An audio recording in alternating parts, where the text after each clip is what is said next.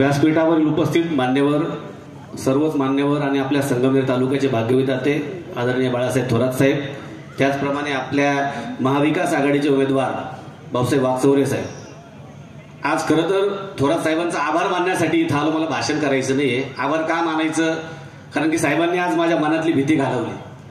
आज दिवसभर सकाळपासून मी भाऊसाहेब वागचौरे साहेबांसोबत आम्ही दौऱ्यावर होतो आणि दौऱ्यावर जायच्या पहिले गेल्या 8-10 दिवसापासून मी साहेबांशी बरेच वेळेस कॉन्टॅक्ट केला की बा कसं होईल आमच्या वागचौरे साहेबांचं, हा विचार सतत डोक्यात होता. साहेबांना अनेक वेळेस भेटलो, आमचे पदाधिकारी अनेक वेळेस चर्चा केल्या, वरिष्ठ पातळीवर राऊत साहेब असतील सर्वांशी चर्चा केल्या आणि काय डोक्यात एकदम गणगण होती. परंतु आज पठार भागातील काही भागात दौरा होता. त्या दौऱ्यात माझ्यासोबत इंद्रजित भाऊ होते, अजय फटांगरे, गौरव होता आणि काँग्रेस पक्षाचे विद्यमान जिल्हा परिषद सदस्य असतील सर्वच पदाधिकारी होते.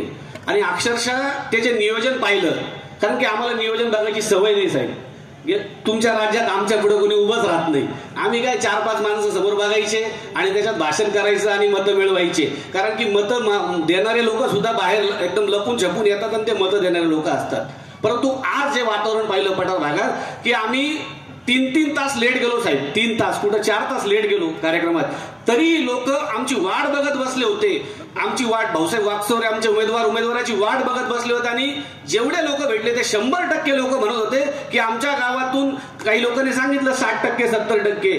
मला तर त्या ठिकाणी आजचा अनुभव सांगतो साहेब ना, आपले थोरात साहेब यांच्या आशीर्वादामुळं आपल्याला 100% मतदान होईल असंच वाटतं. एवढंच सांगतो आणि साहेबांचे परत एकदा आभार मानतो की त्यांनी आमच्या उमेदवाराची सर्व जबाबदारी जी घेतली आणि ती जबाबदारी तुमच्या जीवावर घेतली. तुम्ही पण ती जबाबदारी घ्यावी हीच विनंती करतो. थांबतो. जय हिंद, जय महाराष्ट्र. धन्यवाद अमरजी. यानंतर शिवसेनेकडून ॲडव्होकेट साळुंखे साहेब आणि त्यानंतर